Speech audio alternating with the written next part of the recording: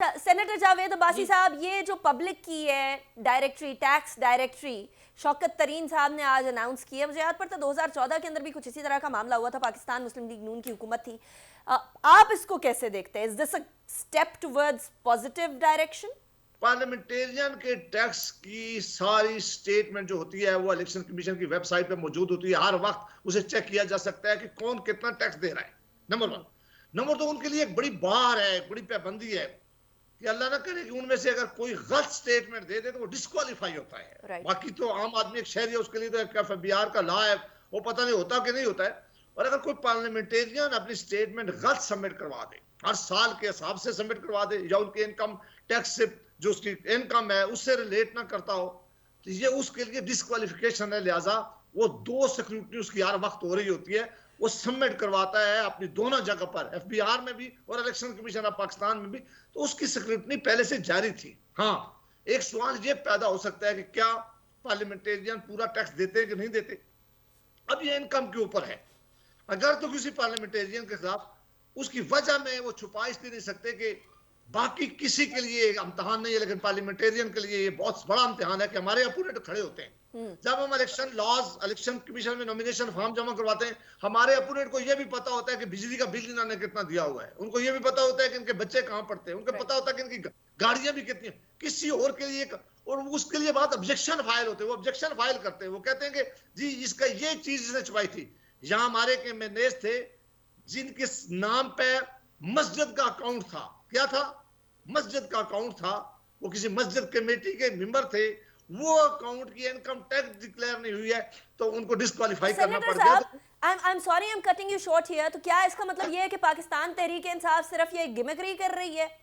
ये जो पब्लिक करने की बात की गई है, दिस वाज अननेसेसरी, एक गिमिक्री है, सिर्फ एक दिखावा है?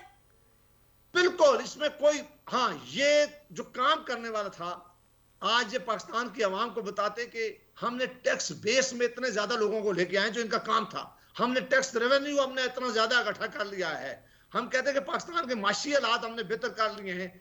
ये वो काम है जो जो सिर्फ दिखलावे के हैं। ये नहीं, मैं दावा करता हूं कि पार्लियामेंटेरियन का तमाम का रिकॉर्ड पहले से वेबसाइट पे मौजूद। आप मेहरबानी करके ये जो प्रोग्राम कर रहे हैं अभी इलेक्शन की उसमें जाएं।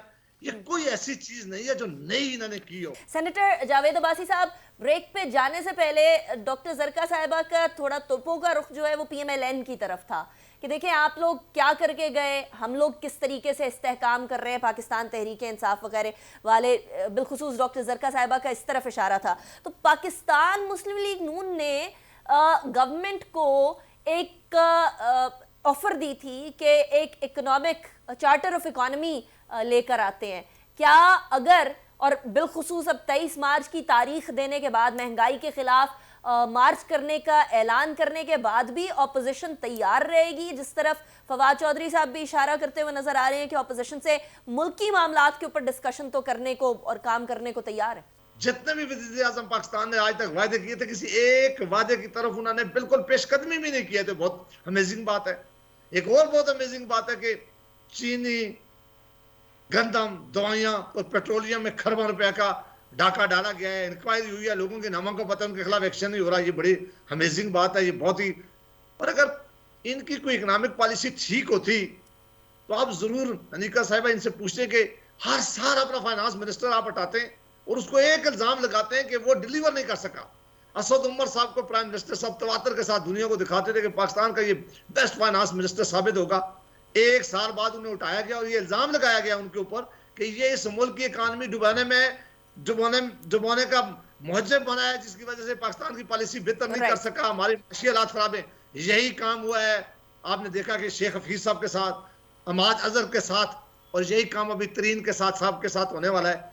और अगर इनकी एफबीआर के चेयरमैनों के मैं नाम नहीं ले रहा कि उनके साथ इन्होंने क्या क्या एक्शन किया है, स्टेट बैंक के गवर्नर्स के मैं नाम नहीं लूंगा, तो अगर इस मुल्क की माशी पॉलिसी होती तो इनकी अपनी कोई टीम होती।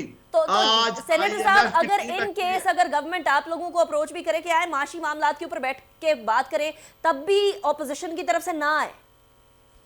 नहीं, सबसे पहले नेशनल असेंबली में, जो ही नेशनल असेंबली शुरू हुई थी कुछ 3.25 साल पहले, अपोजिशन लीडर शहबाज शरीफ साहब ने एक ऑफर की थी। उन्होंने कहा कि देखें, आपके पास ना टीम है, ना आपके पास तजर्बा है, आप इस मुल्क की इकानमी डुबो देंगे।